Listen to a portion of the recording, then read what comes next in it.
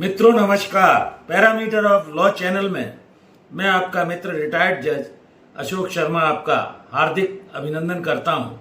आज मैं एक बहुत ही महत्वपूर्ण विषय, जब भी कोई मामला कोर्ट में चलता है उसमें आपको सबूत देना होता है, चाहे वो ओरल एविडेंस हो चाहे डॉक्यूमेंट्री एविडेंस हो।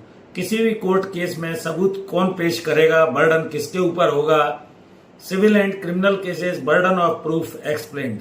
ये वीडियो महत्वपूर्ण है, शुरू से अंत तक देखिए, इसको एस्केप मत कीजिए बीच में। कोर्ट में जो भी मामला चलता है कोर्ट उसके लिए सबूत चाहती है, चाहे वो मौखिक सबूत हो, चाहे वो दस्तावेजी सबूत हो, चाहे वो सरकमस्टेंशियल एविडेंस हो। सबूत लाकर कौन देगा, मामला कैसे प्रमाणित होगा और आप कैसे सबूत प्रस्तुत करेंगे, आपके विरुद्ध किसी भी मामले में बर्डन ऑफ प्रूफ किस पक्षकार पर होगा, ये सब जानिए इस वीडियो में। तो सबूत का भार कोर्ट में कोई भी फैक्ट प्रूव करने के लिए, तथ्य प्रूव करने के लिए पहले किसे एविडेंस देनी होगी।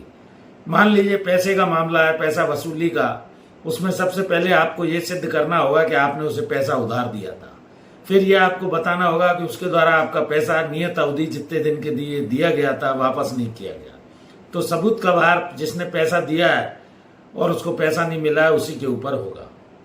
दूसरा, क्रिमिनल अगर केस है, कोई चोरी का आरोपी है, तो सबसे पहले प्रोसिक्यूशन पर यह प्रूफ होगा, burden is on the prosecution to prove his case beyond all reasonable doubt.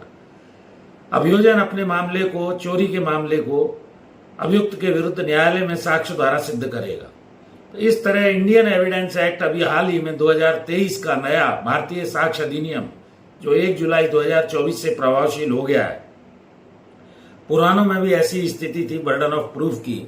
इसकी धारा 104 जो इंडियन एविडेंस एक्ट की कहती है, वो ये बताती है कि जो बर्डन ऑफ प्रूफ है वो किसके ऊपर होगा। 104 ये कहती है कि सबूत का भार जो व्यक्ति अधिकार के लिए क्लेम मांगने गया है उस पर होगा। 105 कहती है सबूत का भार असफल होने पर दोनों में से कोई भी एविडेंस इस बारे में देगा। फिर अगर धारा 107 जो इंडियन एविडेंस एक्ट है, कोई भी व्यक्ति कहता है वसीयत साबित करना होगा कि वसीयत मरने वाले के द्वारा ही की गई थी, अटेस्टिंग विटनेस का प्रमाण उसको देना होगा।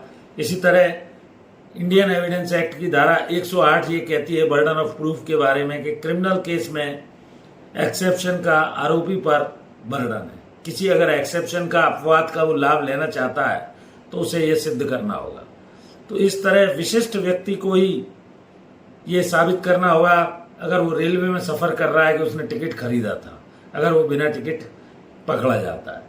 कुल मिलाकर जो सबूत का भार है ये बहुत महत्वपूर्ण है, रेलिवेंट है। बेस्ट एविडेंस उसे देनी होगी, साक्ष्य पर ही सारे मामले टिकते हैं, निर्भर करते हैं।